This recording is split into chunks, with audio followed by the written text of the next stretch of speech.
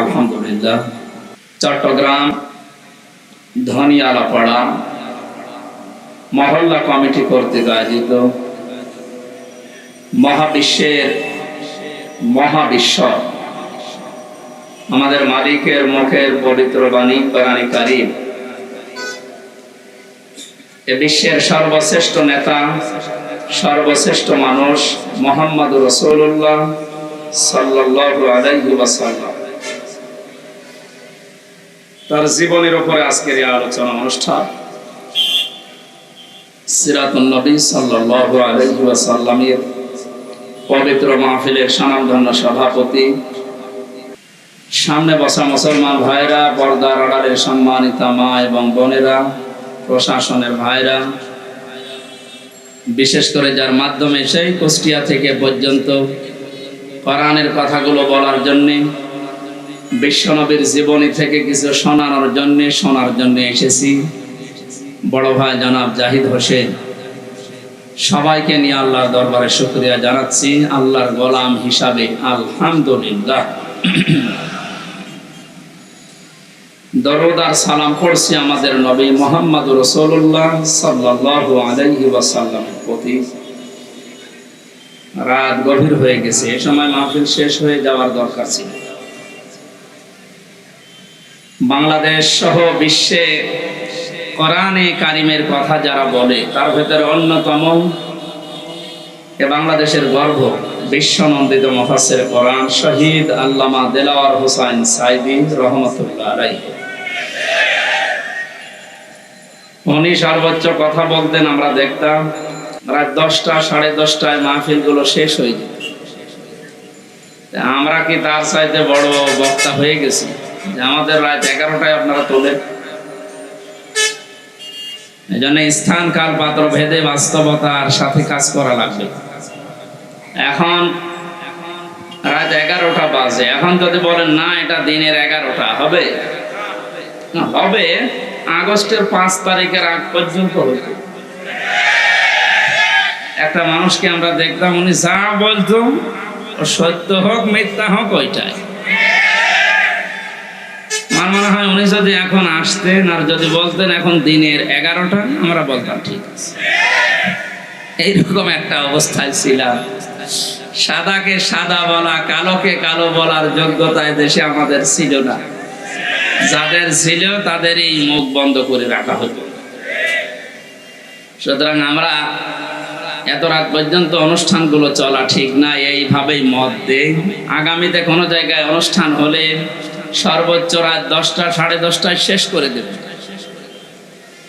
সামনে মাসের অক্টোবরের 3 তারিখে বাংলাদেশ জামাতে ইসলামী চট্টগ্রাম জেলা এবং ইসলামী ছাত্র শিবির চট্টগ্রাম মহানগরী যারা দায়িত্বে আছেন, ওনারা সিরাত অনুষ্ঠান একটা নিয়েছেন আমার লালদিঘি ময়দানে। মানে রাত 9টায় চলবে, 10টা, 10:30টায় শেষ হয়ে যাবে ইনশাআল্লাহ। 8:30 থেকে 9:30 বা 10টায় আমরা শেষ করে দেব। ওই রকম অনুষ্ঠান সাজাবেন তাহলে আমি আসবো। আর এই পর্যন্ত যদি করেন যে তোলবেনই রাত 11টায়, তাহলে আমার আগে থেকে মানা করে দেবেন। আমার তো আরো কাজ কাম আছে, শরীর টিকছে না। আপনারা জানেন আমি 3টে বছর জেলখানার ভেতরে ছিলাম বিনা কারণে, কিছুই জানি না। আলহামদুলিল্লাহ কয়েকদিন আগে আমার মামলা সব খারিজ হয়ে গেছে। যিনি জজ ছিলেন মামলার কপি হাতে নিয়ে বলছে আমি কি দেখে রায় দেব, এর ভেতরে কোনো তো মাল নেই, সব বাদ দিয়ে দিল। উনি এতদিনও এই মামলা হাতে ছিল কিন্তু রায় দিতে পারেনি, খারিজ করে দিলাম এই কথা বলতে পারেনি, কারণ ওনার হাত বাঁধা ছিল। বৈষম্য বিরোধী ছাত্র আন্দোলনে যে 9টা দফা আছে তার ভেতরে অন্যতম দফা এই যে আমরা এদেশে কারো হাত বাঁধা দেখতে চাই না। আমরা চাই সবার হাত খোলা থাকবে। আপনারা জানেন এদেশে 1628টা মানুষ দায়িত্ব পালন করে মেন ভাবে। এই যে এরকম চেয়ার 1628, কত এর ভেতরে 1627টা চেয়ারের হাত বাঁধা ছিল। শুধু যিনি হাজী সাহেবা ওনার হাতটা খোলা ছিল। যেহেতু হাত খোলা ছিল, যখন যা মনে করতো তাই করতো। আর বাকি সে কাওয়া কাকু থেকে শুরু করে এই হাসাও মাহমুদ পর্যন্ত, আর আমাদের কুষ্টিয়ার হানিফ সহ যারা এই দেশের চেয়ারে ছিল, সব যাই বলেন সব চাপার উপর। এইটাই বাস্তবতা। আপনি মন খারাপ করেন আর মন ভালো করেন, এইটাই বাস্তবতা ছিল। ওনাদের সবার হাত বাঁধা ছিল। কি ছিল? যেহেতু এখন হাত সবার খোলা হয়ে গেছে, আমরা চাই কিয়ামতের আগে দেশে যেন কারো হাত আর বাঁধা না থাকে। যারা যেখানে দায়িত্ব পালন করবে, হাত খোলা অবস্থায় শহীদ আবু সাইদের মতো যেন হাত মেলে দিতে পারে ইনশাআল্লাহ। দল মত জাতি বর্ণ ধর্ম নির্বিশেষে এই অনুষ্ঠানটা আজকে শুধু বাংলাদেশ জামাত ইসলামী আর ছাত্র শিবিরে না, সবার জন্য। হাদা বায়ানুল লিন্নাস হুদাল লিন্নাস। কোরআনে কারীম যেমন সবার জন্য, আজকের এই আলোচনাও হবে সবার জন্য। গত কয়েকদিন আগে দিনাজপুর শহরে 10 জন মানুষ মুসলমান হয়েছে এক স্টেজে আমার কাছে। কোরআনে কারীমের আলোচনা তাদের কাছে ভালো লেগেছে, তারা পছন্দ করেছে, আর আল্লাহ পাক হেদায়েত দিয়েছে। আমরা যেন ওই রকম নিয়ত নিয়ে শুনি যে আমরা যেন হেদায়েত যা পেয়েছি আরো উপরে যেতে পারি। নাকি আমার মতো আপনার মতো কোরআনে কারীম শুনেছিল আব্দুল্লাহ বিন ওবাই, কিন্তু হেদায়েত পায়নি। বলেন না কেন? তারও আমার মতো দাড়ি ছিল, জুব্বা ছিল, পাগড়ি ছিল, হাতে তসবিহ ছিল, নবীর পেছনে নামাজ পড়তো। আপনি নামাজ পড়েন হয়তো বায়তুল শরফে, সে নামাজ পড়তো কাবা শরীফে আর মসজিদে নববীতে। সে নবীদের সাথে ইফতারি করতো রোজাকে অবস্থায়। কোথায় পৌঁছিয়েছিল বলেন তো? কিন্তু হেদায়েত পায়নি। মারা যাওয়ার পরে তার জানাজার নামাজ পর্যন্ত রাসূলুল্লাহকে আল্লাহ পড়তে দেয়নি। ও বলছে সুবহানাল্লাহ। কোন এলাকায় আসলাম? একটা লোকের জানাজার নামাজ পড়তে দিচ্ছে না, যদি সুবহানাল্লাহ বলে। এখানকার শ্রোতা তো মনে হচ্ছে সেরকম মানের শ্রোতা না, এরা তো কখন সুবহানাল্লাহ কখন নাউজুবিল্লাহ। এক লোকের কাছে দোকানে যে লোকজন বলছে, চাচা আপনি চা খান, আপনার ছেলে তো এ প্লাস পেয়েছে, বলছে নাউজুবিল্লাহ। অন্তত সেরকম করছে, একটু বুঝে শুনে বলবেন। মসজিদে নববীতে নবীজি বসা 22 জন সাহাবী নিয়ে। কতজন? একটা ছোট্ট বাচ্চা আসলেন, ডাক দিয়ে বলেন, হে রাসূল, আমার বাবা মারা গেছে, আপনাকে 2টা কথা জানাতে বলেছে আমার বাবা। 1 নম্বরে আপনার জুব্বা খুলে দেবেন আমার বাবার জন্য, আমি কাফনের কাপড় বানাবো। 2 নম্বরে আপনি আমার বাবার জানাজা পড়ে তাকে কবরে রাখবেন। নবীজি বললেন ঠিক আছে চলো। 21 জন দাঁড়িয়ে গেছে, 1 জন বসে আছে, হযরত ওমর রাদিয়াল্লাহু তাআলা আনহু। উনি নবীজির জামা টেনে ধরলেন। খুব খেয়াল করে শুনবেন, বাস্তবতার সাথে এই 1500 বছর পরেও মিলে যাবে ইনশাআল্লাহ। নবীজি ডাক দিয়ে বলেন, ওমর জামা ছেড়ে দাও। হযরত ওমর বলেন, ইয়া রাসূলুল্লাহ, যে লোকটার জানাজার নামাজ পড়ার জন্য আপনি দাঁড়িয়ে গেলেন, জায়গায় জুব্বা খুলে দেবেন বলে আপনি ইচ্ছা করেছেন, আপনি জানেন না এই লোকটা আপনার পেছন থেকে 300 মানুষ নিয়ে উহুদের ময়দান থেকে ভেগে গিয়েছিল। আপনি শিশুর মতো ক্রন্দন করেছিলেন ওই দিন, আপনি দয়া করে জামা দেবেন না। নবীজি বললেন, ওমর জামা ছেড়ে দাও, আল্লাহ আমাকে এখনো নিষেধ করে নাই তার জানাজা পড়তে।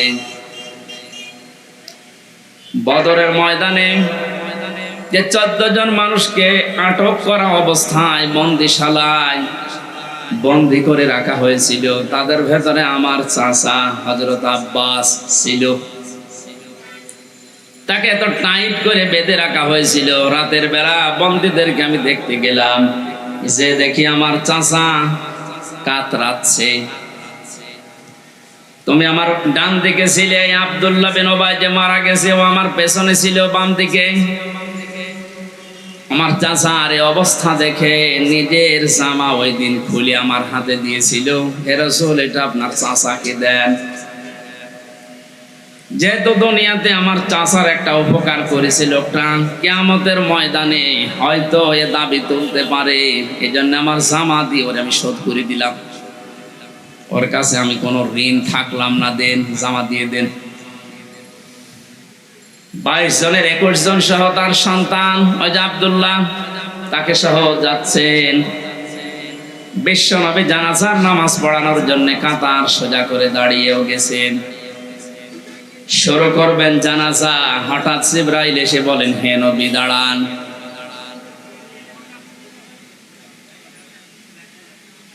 ইস্তাগফির লাহুম আও লা তাস্তাগফির লাহুম ইন তাস্তাগফির লাহুম 70 মাররাতান ফালাই ইয়াগফিরাল্লাহু লাহুম ইলা আখির আয়াত। সূরা তাওবা 10 নম্বর পারা 19 নম্বর পৃষ্ঠার প্রথম নম্বর লাইনের 84 নম্বর আয়াত। এটা 80 নম্বর আয়াত। প্রথম অংশে আল্লাহ জানিয়েছেন নামাজে দাঁড়াবো আমি, হঠাৎ জিবরাইল আমাকে বলে, হে নবী আপনি এই মানুষটার জন্য যদি ক্ষমা চান আর ক্ষমা না চান দুইটাই সমান হবে। এমনকি এর জন্য যদি 70 বারও ক্ষমা চান আল্লাহ মাফ করবে না।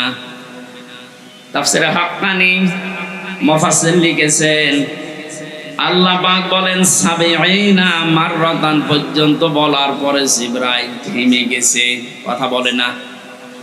নবীজি বলেন আমি মনে মনে ভাবছিলাম 70 বার ক্ষমা চাইলে যদি আল্লাহ ক্ষমা না করে, এই লোকটার জন্য আমি 71 বার ক্ষমা চাবো। কতবার? আল্লাহ তো 71 বারের কথা এখানে দেয়নি, 70 বারের কথা দিয়েছেন। চট্টগ্রামবাসী মাথায় যদি মগজ থাকে, বুদ্ধি যদি থাকে, একটু বুদ্ধি খাটান, মেধা খাটান। 70 বার নবীজি মাফ চাবে তার জন্য নিয়ত করছে। হঠাৎ জিবরাইল পরের শব্দগুলো নাযিল করলেন, হে নবী এর জন্য 70 বার না, ফালাই ইয়াগফিরাল্লাহু লাহুম। ইয়াগফির এটা মজারে, বর্তমান ভবিষ্যৎ, প্রেজেন্ট ফিউচার। মজারের আগে লান আসলে অর্থ হয় কখনোই হবে না। হে নবী আপনি এর জন্য শুধু না, এই যে মাঝখানে ফা আছে আর শেষে আছে হুম। আজকের এই দিন থেকে কিয়ামত পর্যন্ত এই লোকটার মতো চরিত্র যারা এই দুনিয়াতে বানাবে তাদের জন্য 70 বার 71 বার না, কিয়ামত পর্যন্ত যদি আপনি নবী হয়েও মাফ চান আল্লাহ মাফ করছে না, করবে না। আল্লাহ এখানে সরাসরি যদি আব্দুল্লাহ বিন ওবাই এই শব্দটা দিয়ে দিত তাহলে আয়াতটা আমি পড়তাম না। যেহেতু হোম দিয়েছেন, এটা জমির বহুবচন, এই হোমের ভেতরে ওবাই যেমন আছে, কিয়ামত পর্যন্ত ওর চরিত্র দুনিয়ায় যারা ধারণ করবে তারাও আছে। তাহলে সে নামাজ পড়েছিল, রোজা রেখেছিল, রাসূলের পেছনে নামাজ পড়তো, রোজা রাখতো, ইফতারি করতো, তার দাড়ি, জুব্বা, পাগড়ি, তসবিহ, দস্তরখানা বিছিয়ে খাবার খাওয়া, খাবারের পরে মিষ্টি খাওয়া, মেসাক করা। ওর পুরা জীবন আমি পড়ে দেখেছি একটা চুল কিচ্ছু কম পাইনি। তাহলে একটা বিষয়ের বিরোধিতা ছিল, দিন এই জমিনে কায়েম হোক, ও এটা চাইতো না। আমার মনে হয় এখন যদি কোরআনের আয়াত নাজিল হওয়ার সিস্টেম থাকতো, যেহেতু হোম শব্দটা আছে, বাংলাদেশে বহু মানুষের নামের আগে পরে আল্লাহ আয়াত নাজিল করে দুনিয়ায় পাঠিয়ে দিতেন। আদম আলাইহিস সালামের জামানায় কোরবানির সিস্টেম ছিল, চাটিয়াল ময়দানে মানুষেরা কোরবানি রেখে আসতো, আকাশ থেকে আগুনের ঝলক এসে পুড়িয়ে ফেলতো। যারটা হালাল টাকা ওটা পুড়ে যেত, আর যারটা টাকা হারাম, এই দরবেশের মতো, এ তো পুরাটাই হারাম। 36,000 কোটি টাকার মালিক লোকটা ঋণ করেছে। আপনি চিন্তা করেন তো, ও যদি 100 বার দুনিয়ায় হায়াত পায়, এর ঋণ সব দিতে পারবে? আমরা অনেকেই বলি সাদগায়ে জারিয়া, যে মাওলানা বলছিল সাদগায়ে জারিয়ার নাম শুনলে বুক ভরে যায়। আরে ভাই, সাদগায়ে জারিয়া যেমন আছে, গোনায়ে জারিয়াও আছে। গোনায়ে জারিয়া নেই? এই লোকটা কত মানুষের টাকা আত্মসাৎ করেছে বলেন এবার। যতদিন পর্যন্ত এই বাংলাদেশ থাকবে, ও হয়তো মারা যাবে আর 5-7 বছর 10 বছর পর। যত মানুষের টাকা মেরে খেয়েছে, আত্মসাৎ করেছে, তাদের সন্তানাদি আসবে, তারপরে তার সন্তান পরবর্তী প্রজন্ম আসবে, ওর নাম শুনলে গালি দেবে, হারামি দরবেশ। ও যে হারামি, ওর দাড়ি কাটার দিনই আমি বুঝে ফেলেছি। শুধু ও না, আমার তো মনে হয় ওই দলে যারা আছে, আপনি তাকান, এদের যে দাড়ি, এদের যে টুপি, এদের যা, এগুলো সব মেকি মানুষ দেখানো ছাড়া কিচ্ছু না। এটা একটা মানুষ এত সুন্দর সাদা দাড়ি কেটে ফেলতে পারে? ওর যা চেহারা সুরত হয়েছিল, ওর বউ পর্যন্ত মনে হয় চিনা সম্ভব না।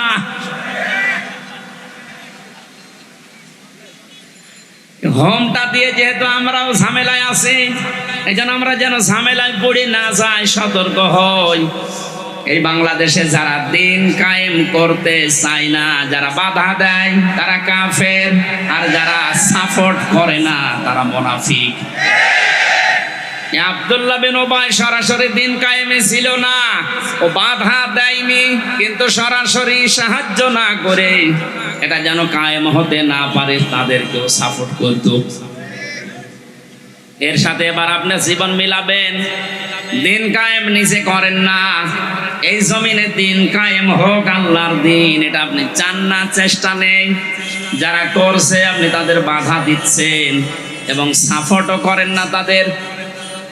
এবং যে মানুষগুলো দিন কায়েমের বিরুদ্ধে আছে, আপনি তাদের তলে তলে সাপোর্ট করেন। কথা বললেন না কেন? এই আচরণ যারা করছেন, তারা যদি মনে করেন আমি তো নামাজ পড়ি, রোজা রাখি, হজ করে এসেছি, এরপরও আল্লাহ আমারে মাফ করবে না, মানে হ্যাঁ, শোনেন সূরা আরাফ 8 নাম্বার পারার 20 নাম্বার পৃষ্ঠার 3 নাম্বার লাইনের 83 নাম্বার আয়াত, সূরা আরাফে আল্লাহ পাক বলেন, লূত আলাইহিস সালামের জামানায় 2 জন ফেরেশতাকে আমি পাঠালাম আসরের সময়। ডাক দিয়ে বললাম, লূত নবী, উম্মতদেরকে নিয়ে চলে যান এখান থেকে, মাগরিবের সময় আল্লাহর গজব এখানে নাযিল হবে, কিন্তু সাবধান, আপনার স্ত্রীকে নেবেন না। ফাজাইনাহু ওয়া আহলাহু ইল্লা মারাতাহু কানাত মিনাল গাবিরিন। খুব খেয়াল করে শোনেন, আমি গতানুগতিক কথা বলছি না, শিক্ষা নিয়ে আসবো এখান থেকে ইনশাআল্লাহ। কোন সূরা বলল? আরাফ, আয়াত নাম্বার 83। বলেন বলেন। যত তাফসীর আছে বাংলায় এখন বেরিয়েছে, এগুলো মিলিয়ে দেখবেন, একটা বাস্তবতা চলে আসবে সামনে। ইল্লাম রাতাহু, আপনি স্ত্রীকে নেবেন না। কারণ কি? লূত নবীর স্ত্রীর চরিত্র খারাপ ছিল না। কোন নবীর স্ত্রীর চরিত্র দুনিয়ায় খারাপ ছিল না, তারা চরিত্রহীনা ছিল না। কারণ কোন নবীর রক্ত আল্লাহ কোন হারাম জায়গায় প্রবেশ করার নাই। কথা বুঝতেছে? তারা হয়তো বিরোধিতা করেছে, বাতিলকে গোপনে সাপোর্ট করেছে, কিন্তু কোন হারাম রক্তের ভেতরে আল্লাহ নবীদের রক্ত প্রবেশ করার নাই। কারণ এই পৃথিবীতে নবীরা ছিলেন বিশ্ব নেতা। কি ছিলেন? আরো জোরে বলেন। কিয়ামত পর্যন্ত নবীদের নেতৃত্বই টিকে থাকবে। তাহলে নবীরা যেহেতু নেতা হওয়ার 7টা গুণ লাগে, তার 1 নম্বরে তাদের জন্ম। প্রতিটি নবী ছিলেন বৈধ জন্মের অধিকারী। হযরত ঈসাকে নিয়ে অনেকে কথা বলে যে ওনার বাবা নেই, ওনার জন্ম না। হযরত ঈসা দোলনায় থেকেই বলেছিলেন, আলা ইন্নী আবদুল্লাহ, তোমরা যারা আমাকে বৈধ অবৈধ এই মানদণ্ডে উল্টাপাল্টা কথা আমার চরিত্রে লাগাতে চাও, শুনি নাও, আমি পরিচয় তুলে ধরলাম, আমি আল্লাহর বান্দা। আতানিয়াল কিতাব ওয়া জাআলানি নাবিয়্যা। আল্লাহ আমাকে কিতাব দিয়েছে এবং এ জামানার নবী করে পাঠিয়েছে। দোলনায় থাকতে কেউ কথা বলতে পারে না, এইটাই পৃথিবীতে মানুষ জানে। কিন্তু তিনজন মানুষকে আল্লাহ তাদের মুখ দিয়ে দোলনা থেকে মায়ের কোলে বসিয়ে কথা বলিয়ে চরিত্রের গ্যারান্টি দিয়েছেন। জোরে বলেন সুবহানাল্লাহ। হযরত ইউসুফ নবীর চরিত্রের গ্যারান্টি, ওইটাও দোলনায় বসে মায়ের কোলে বসে কথা বলেন না কেন? আর একজন আল্লাহর ওলির চরিত্রের গ্যারান্টি দিয়েছিল কোলে বসে একটা বাচ্চা, আর এদিকে হযরত ঈসা। এই তিনজন মানুষ একেবারে দোলনায় মায়ের কোলে বসে জবান থেকে মানুষের মতো কথা আমাদের মতো স্পষ্ট ভাবে জানিয়েছে, আমি অবৈধ না, আমি আব্দুল্লাহ, আল্লাহর বান্দা। কেন আমি আল্লাহর বান্দা দাবি করছি? আল্লাহ আমাকে কিতাব দিয়েবে সামনে এবং জামানার নবী করে আমাকে আল্লাহ পাঠিয়েছেন। ও চট্টগ্রামবাসী, এখান থেকে মুফাসসিরিন ইকরাম শিক্ষা বের করেছেন, পৃথিবীর প্রতিটি নবী যেহেতু জামানার নেতা, আর নেতাদের 7টা বৈশিষ্ট্যের প্রথম বৈশিষ্ট্য তারা কোনোদিন অবৈধ না। কোন হারাম রক্তের ভেতরে আল্লাহ বিশ্ব নেতা যারা হবে তাদের রক্ত প্রবেশ করার নাই। অথচ বাস্তবতা পুরো উল্টা। তাম দুনিয়ায় এখন বহু বিশ্ব নেতা বের হচ্ছে যাদের মা এক ধর্মের, বাবা আর এক ধর্মের। এটা জোরে বলার দরকার। এটা কি বোঝেন আপনি? আন্দাজে দাবি করলেই হবে যে বিশ্ব নেতা? আপনি তার জীবনী পড়ে দেখেন তো। আপনি হাঁটছেন মানে বুঝে ফেলেছেন? হ্যাঁ, আপনার অত বোঝার দরকার নেই। আমি কি এটা বানালাম বলেন তো? তার জীবনী পাওয়া যাচ্ছে, পড়েন। আমার ফাঁসি চাই এই বইটা একটু কেনেন। তার মা কোনটা, বাবা কোন ধর্মের আপনি দেখতে পাবেন। তার ছোটবেলার নাম কি সেইটাও আপনি দেখতে পাবেন। বিশ্ব নেতা হয় কি করে বলেন তো? 7টা কারণ পেয়েছি সূরা ইয়াসিনের তাফসীর পড়তে গিয়ে। ওখানে প্রথম নাম্বারে বিশ্ব নেতা যারা দুনিয়ায়, আল্লাহ পাক তাদের রক্তকে কোনো হারাম রক্তে ঢোকান নাই। হযরত লূত নবীর স্ত্রীর চরিত্র খারাপ ছিল না, সে বেশ্যা ছিল না, সে চরিত্রহীনা ছিল না, সে জেনা ব্যভিচার করে নাই, সে ভালো মানুষ। কিন্তু তলে তলে চরিত্রহীন যারা তাদেরকে সাপোর্ট করত। কথা বলে না কেন? আপনি বলেন তো এই আয়াত থেকে কি পেলেন? নিজে ভালো মানুষ, নিজে নামাজ পড়ে রোজা রাখে, দাঁড়িয়ে আছে, জুব্বা আছে, হজ করে আসে, নিজের বউ পর্দায় থাকে, কিন্তু তলে তলে এমন মানুষকে সাপোর্ট করে যার চরিত্র ভালো না। এরকম মানুষ দেশে নেই। যারা ইসলামী শিক্ষাকে ধ্বংস করে খ্রিস্টান, ইহুদি এবং হিন্দুদের শিক্ষা ব্যবস্থা জারি করার চেষ্টা চালিয়েছিল, তাদেরকে আপনি সাপোর্ট করেন, তাদেরকে সমর্থন জানান, তাদেরকে মহব্বত করেন, ভালোবাসেন। আর আপনি বলেন আমি নামাজ পড়ি, রোজা রাখি, হজ করে এসেছি, আপনার অবস্থাও লোক নবীর স্ত্রীর মতোই হবে। আমি এর চাইতে আর নিচে নামতে পারলাম না। সুতরাং এর পরও যদি কেউ না বোঝার ভান করে থাকেন, ওটা আপনার উপরে ছেড়ে দিলাম। আমি যে কথাটা তুলতে চেয়েছিলাম এখানে, এই যে লোকটার নাম বলছিলাম, আল্লাহ পাক যদি শুধুমাত্র এর জানাজা পড়তে নিষেধ করতেন, কবরের পাশে দাঁড়িয়ে দোয়া করতে নিষেধ করতেন, তাহলে নামটা সরাসরি কোরআনে আল্লাহ দিয়ে দিতেন। ওর নাম আল্লাহ না দিয়ে জমির দিয়েছেন হোম। তার মানে কিয়ামত পর্যন্ত আয়াতটা থাকবে, ওর মতো চরিত্র দুনিয়ায় যাদের হবে তাদেরও জানাজা পড়া, কবরে যাওয়া জায়েজ নেই। জেলখানাতে আমার সাথে মাওলানা মামুনুল হক 3 বছর আমার পাশের রুমে ছিলেন। এক জায়গায় সকালের আর দুপুরের খাবারটা আমরা খেতাম। মাঝে মাঝে আমারে বলতো, হামজা বাইরে যদি যেতে পারি, জীবনে কোনোদিন কাফেরদের জানাজা পড়াবো না। বলতাম ভাই আপনি কাফের পাচ্ছেন কোথায়? কাফের নেই মানে? আমরা এখানে অনেকেই যারা বসে আছি, অজু করলে অজু ভেঙে যায় 7টা কারণে, এটা অনেকে জানেন না?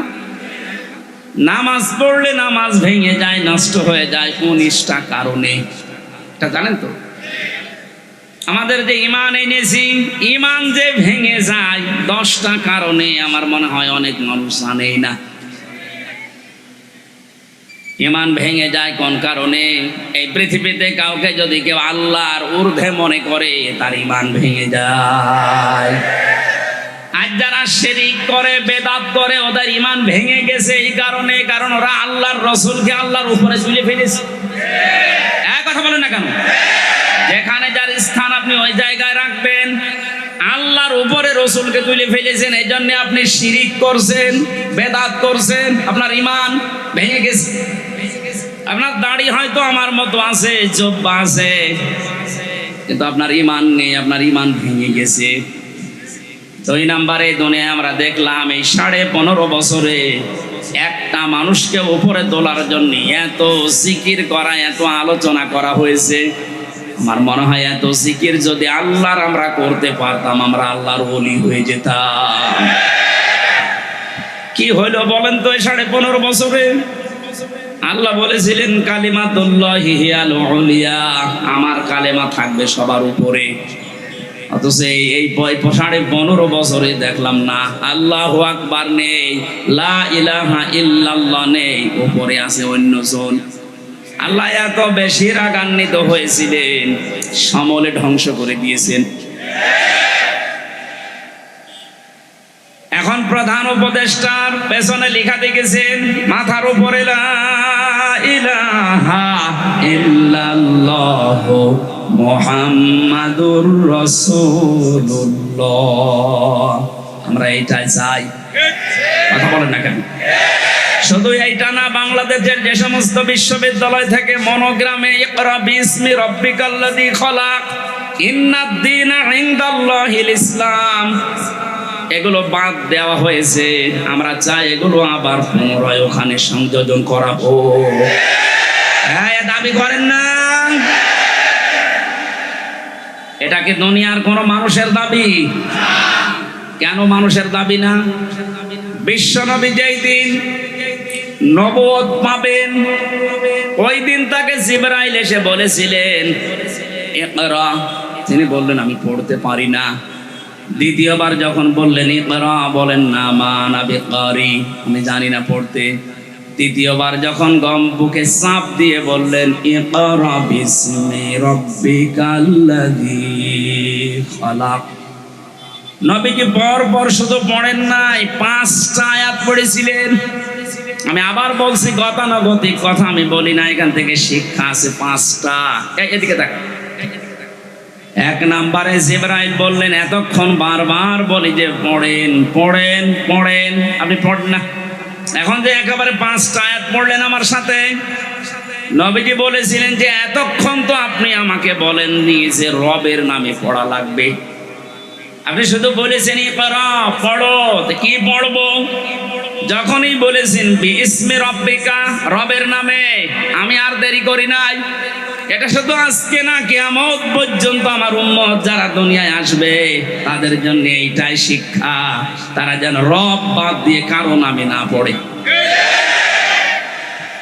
অথচ এটা পুরা উল্টিয়ে ফেলেছিল ওরা,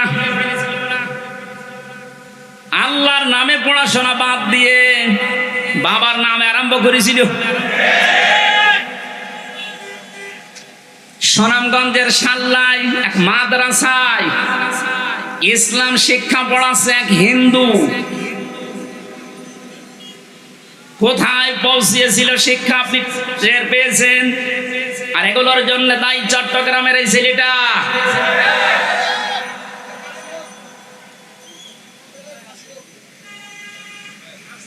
কোথায় পাঠিয়েছে আমাদেরকে শিক্ষায়, যেখানে নবীজি নবুয়ত পাওয়ার প্রথম দিনই বললেন না আমি কি পড়বো, আপনি তো এতক্ষণ পর্যন্ত রবের নাম বলেননি। রবের নাম বলার সঙ্গে সঙ্গে আমি পড়েছি সুতরাং আমার উম্মতেরা যেন এটা কিয়ামত পর্যন্ত মনে রাখে যে রব ছাড়া পড়া জায়েজ নেই। রব বাদ দিয়ে যদি পড়া হয় ওটা পড়া হবে ঠিক, কিন্তু পড়ায় মানুষ হবে না। আমি যে এই চোখে দেখেছি, বিশ্ববিদ্যালয় থেকে অনার্স মাস্টার শেষ করে বের হয়ে যাবে কয়েকদিন পর, শিক্ষক ক্লাস নিচ্ছে, জুতা দিয়ে পিটাচ্ছে ছাত্র, বলছে শালা তোরে মেরে ফেলবো। শিক্ষক বলছে বাবা তুই আমারে মাফ কর, জীবনে আমি আর ক্লাস নেব না। বলে না, তোরে মেরে ফেলবো। এটা ছাত্র, এটা কি? আমি তোকে এইটাও দেখেছি, যারা বিসমি রব্বিকাল্লাযী খালাক রবের নামে পড়া আরম্ভ করে, বয়স মাত্র 6.5-7 বছর, শিক্ষক অজু করছে, ছাত্র পায়ে পানি ঢেলে দিচ্ছে। ওইটাও তো ছাত্র, ওটা মাস্টার্স করছে, আর এটা কেবল শুরু করেছে ইকরা বিসমি, এটাও ছাত্র। রবের নামে পড়ার রবের বাইরে পড়ার পার্থক্য দেখলেন। আহ্বান জানাবো, এখন থেকে আপনার ছেলে হোক আর মেয়ে হোক, 3টা বছর অন্তত যেখানে রবের নামে পড়ানো হয় 3 বছর পড়াবেন। এরপর আপনি যেখানে দেবেন ইচ্ছা দেন, আমি নিষেধ করি না। 2টা গ্যারান্টি দিয়ে গেলাম, কোনোদিন এই ছেলে মেয়ে নেশা করবে না। কোনোদিন আপনার এই ছেলে মেয়ে আপনাকে বৃদ্ধাশ্রমে রেখে আসবে না। আর যারা রবের নামে বাদ দিয়ে বাইরের নামে পড়ে, তাকান তাদের চরিত্রের দিকে। শিক্ষক ধরে যারা পিটাতে পারে, ওরা বাবা মাকে পিটাবে 1 আর 2। বৃদ্ধ বয়সে তারাই আপনাকে বৃদ্ধাশ্রমে রেখে আসবে। এজন্য বহু চেষ্টা চালিয়েছিল বিভিন্ন কায়দা কৌশলে, পারে নাই। আর আমার যা মনে হচ্ছে, এখন যে দৃশ্য আরম্ভ হয়েছে দেশে, কিয়ামতের আগে কেউ পারবেও না ইনশাআল্লাহ। তাহলে পড়া আরম্ভ করা লাগবে কার নামে? আরো জোরে বলেন। নবীজি ওখান থেকে বাড়িতে আসলেন, ডাক দিয়ে বললেন সাম্মিলুনি সাম্মিলুনি ইয়া খাদিজা, আমাকে ঢেকে দাও, আমি ভয় পেয়েছি হে খাদিজা।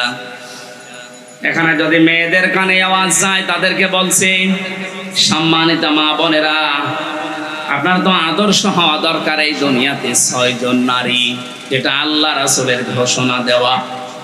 এই পৃথিবীতে একজন মহিলাকে আল্লাহ নিজে সালাম দিয়েছেন, তিনি আমাদের মা হযরতে খাদিজাতুল কুবরা রাদিয়াল্লাহু তাআলা আনহা। কোন জায়গায় পৌঁছালে আল্লাহ নিজে সালাম দেয় বলেন তো? হযরতে খাদিজা বললেন আপনি ভয় পাবেন না। হাদিস শরীফ সাক্ষী, কিয়ামত পর্যন্ত দুনিয়াতে যত স্ত্রী আসবে, এই স্ত্রী লোকগুলো যদি তাদের স্বামীর পক্ষে এই 5টা কথা বলতে পারে, আমরা যারা স্বামী আছি তারা যেন বিশ্বাস করতে পারে আমরা সঠিক পথে আছি। 1 নম্বরে হযরতে খাদিজা বলেছিলেন, কাল্লা, কখনো না, আল্লাহি মা ইখসিকাল্লাহু আবাদান, আল্লাহর কসম, আল্লাহ আপনাকে কোনোদিন অপমান অপদস্থ করতে পারে না। ইন্নাকা লা তাসিলুর রহিমা, কারণ আপনি এই দুনিয়ায় রক্তের সম্পর্কগুলো ঠিক রাখেন। স্ত্রী সার্টিফিকেট দিচ্ছে, স্বামী আপনি ভয় পাবেন না, কোনো দুষ্টু জিন পরী কেউ আপনাকে ভয় দেখাতে পারে না, কারণ আপনি রক্তের সম্পর্ক ঠিক রাখেন। তাহলে হাদিস দ্বারা বোঝা যায়, এটা বুখারী শরীফের হাদিস, 3 নাম্বার হাদিস।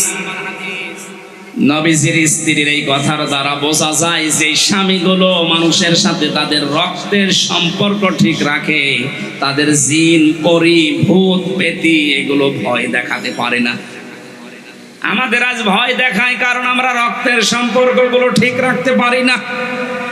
এই কথা বলে না কেন? নিজের আপন বোন গরিবের জন্য খবর নেয় না, ধর্ম বোন পাতিয়েছে ফেনীতে মাসে 3 বার করে যায়। বেশি বলে ফেললাম। সম্মানিত মা বোনেরা, যে পয়েন্টটা বললাম প্রথমে, এটার জন্য আপনিও দায়ী। খাদিজাতুল কুবরা সারা জীবন আপনি যাই করেন, আপনার রক্তের সম্পর্ক যাদের যাদের সাথে আছে এগুলো আপনি অটুট রাখেন, ঠিক রাখেন। আমরা এমন বউ পেয়েছি রক্তের সম্পর্ক ঠিক রাখার জন্য তাকিদ দেওয়া দূরের কথা, আরো যেন নষ্ট হয় সেই কাজ করে। অনেক স্ত্রী আছে তার কারণে আমি আমার ভাইয়ের সাথে, বোনের সাথে, ফুফুর সাথে, চাচার সাথে, মা বাবার সাথে সঠিক সম্পর্ক রাখতে পারি না। এরকম বউ দেশে নেই?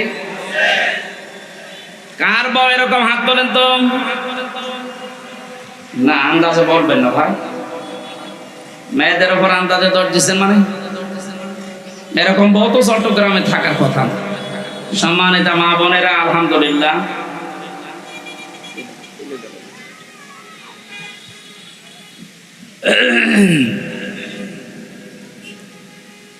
দুই নম্বরে হযরতে খাদিজাতুল কুবরা জানিয়েছিলেন, পৃথিবীর মহিলারা যদি চাও যে আমার স্বামী বেশি দিন বেঁচে থাক, আমার স্বামীর ইজ্জত, সম্মান, টাকা পয়সা এগুলো আরো বেড়ে যাক, তাহলে তুমি সব সময় স্বামীকে তাকিদ দেবে যে স্বামী তুমি যাই করো অন্তত রক্তের সম্পর্কগুলো ঠিক রাখো।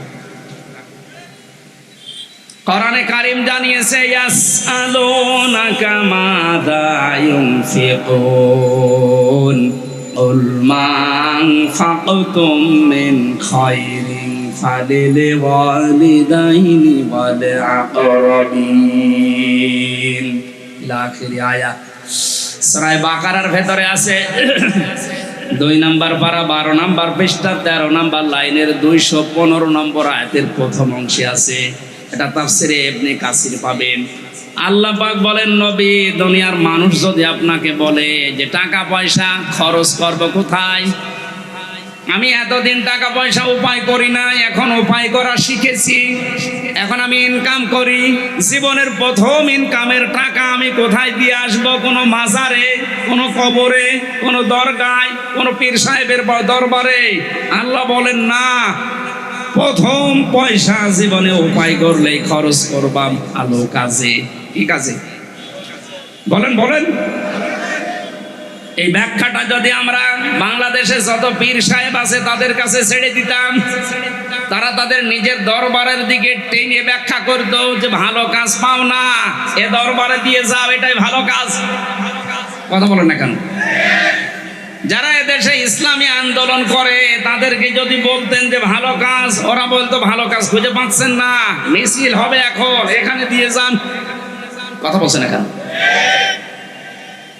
পৃথিবীতে যারা জীবন চিল্লা দিয়ে বেড়াচ্ছে তাদেরকে যদি জিজ্ঞাসা করতেন যে ভালো কাজে খরচ করার কথা, যে ভালো কাজ কোনটা, তারা বলতো ভালো কাজ খুঁজে পান না।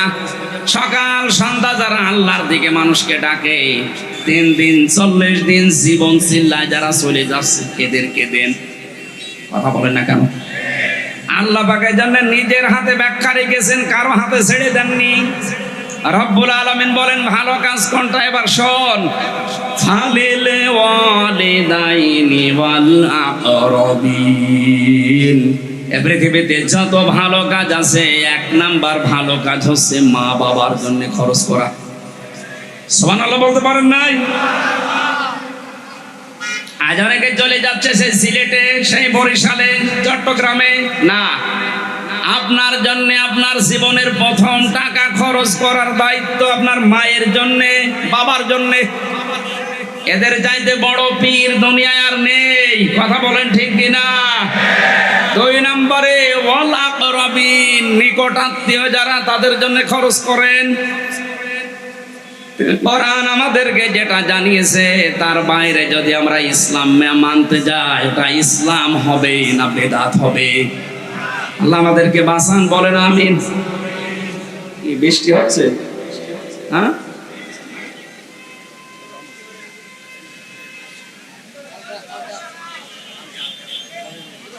এখানে কিছু দেওয়া নেই, পুরাটা দেওয়া আছে। আর আমার মনে হয় এই মানুষগুলো ভেতরে ঢোকা যেত না, বাইরে তো বৃষ্টিতে ভিজছে, এভাবে তো হবে না ভাই। এক কাজ করেন, আমি সবাই দাঁড়িয়ে পড়েন, সবাই দাঁড়ান, ওনাদের ভেতরে ঢুকতে দিন। কি করবেন এখন?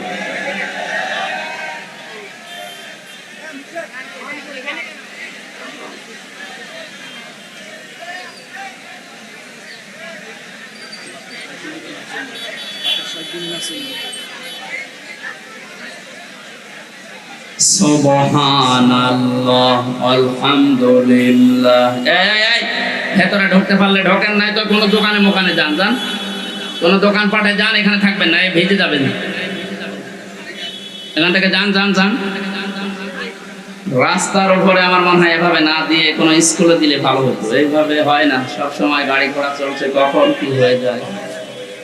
হ্যাঁ, বৃষ্টি তো জোরে আসতেছে, হবে না।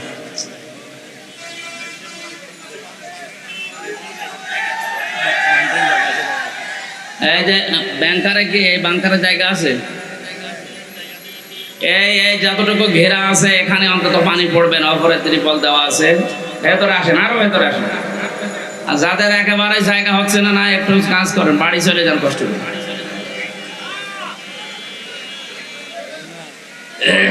সুবহানাল্লাহ আলহামদুলিল্লাহ লা ইলাহা ইল্লাল্লাহ সুবহানাল্লাহ। অনেক জোরে হয়ে গেল বৃষ্টি। এখানে মসজিদে যাওয়া যায় না? মসজিদে যান, এইভাবে হবে? কিভাবে দেখেন বৃষ্টি কত জোরে পড়ছে। হ্যাঁ,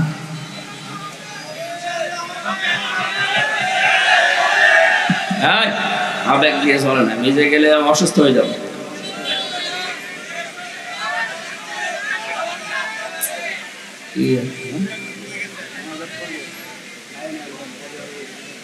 হবে হবে বললে হবে, মানুষগুলো বাঁচাবে কিনা, কষ্ট হলে মানুষকে।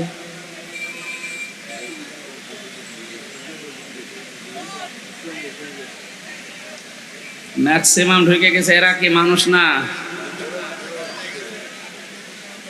এভাবে তো হবে না। এই মার্কেটের ভেতরে তো মানুষ, কোথায় ঢুকবে?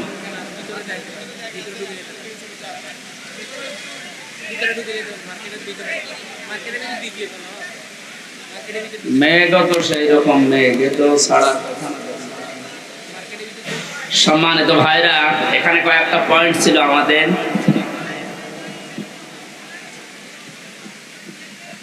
যে যেই কাজ করে না সেই কাজের জন্য যদি কাউকে দোষী বানিয়ে শাস্তি দেওয়া হয়, কিয়ামতের দিন ওই লোকটা আল্লাহর মামলার আসামি হয়ে যাবে।